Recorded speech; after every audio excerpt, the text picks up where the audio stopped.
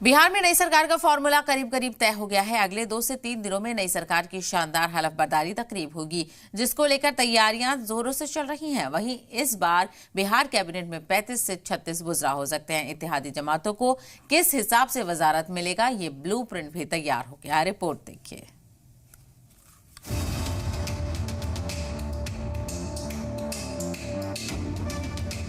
बिहार चुनाव में बड़ी जीत के बाद नई सरकार की ताजपोशी की शानदार तैयारियां चल रही हैं। बिहार की नई सरकार का ब्लूप्रिंट तैयार किया जा रहा है। पटना से लेकर दिल्ली में गौर खौज जारी है। अगले 3 से 4 दिनों में बिहार को नई सरकार मिल जाएगी। बिहार सरकार की नई कैबिनेट कैसी होगी, इस पर भी खूब चर्चा चल रही है।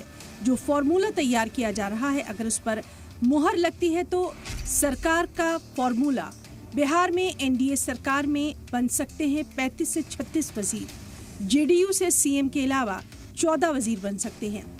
बीजेपी से 15 या 16 एमएलए बन सकते हैं। एलजेपीआर के 3 एमएलए बन सकते हैं वजीर। एचएएम के 1 एमएलए को मिल सकता है वजारत का ओहदा। आरएलएम के 1 एमएलए भी बन सकते हैं वजीर।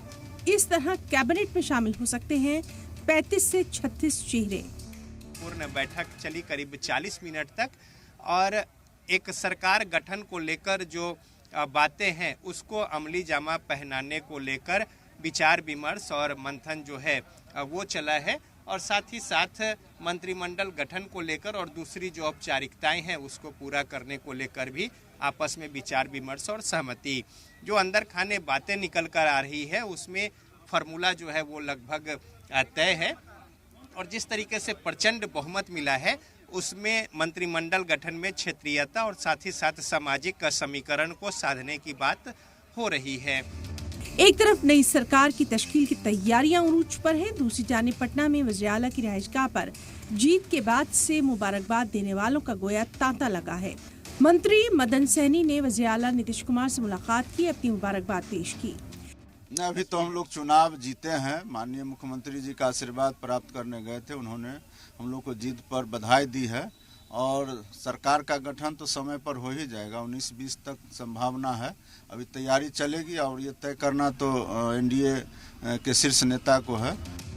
वहीं जेडीयू के कारगुजार सदर संजय झा और मरकजी वजीर लल्लन सिंह दिल्ली में हैं। दोनों लीडरान की मरकजी वजीर दाखिला अमित शाह से मुलाकात हो चुकी है। बिहार में नई सरकार का खाका तैयार हो रहा है। स्वाभाविक रूप से जब नया चुनाव हुआ है तो फिर से नई सरकार के गठन की औपचारिकता पूरी की जाएगी। तो औपचारिकता पूरी की जाएगी, इसके लिए आपको थोड़ा इंतजार करना पड़ेगा।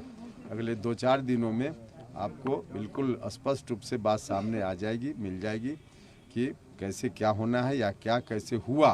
2-4 दिन में हम सब लोग उस परिणाम तक पहुंच जाएंगे। एनडीए के सभी हलीफ पार्टियों की भी पूरी तैयारी है। हिंदुस्तानी अवाम मोर्चा ने प्रफुल्ल मांझी को अरकान असेंबली का लीडर चुन लिया है।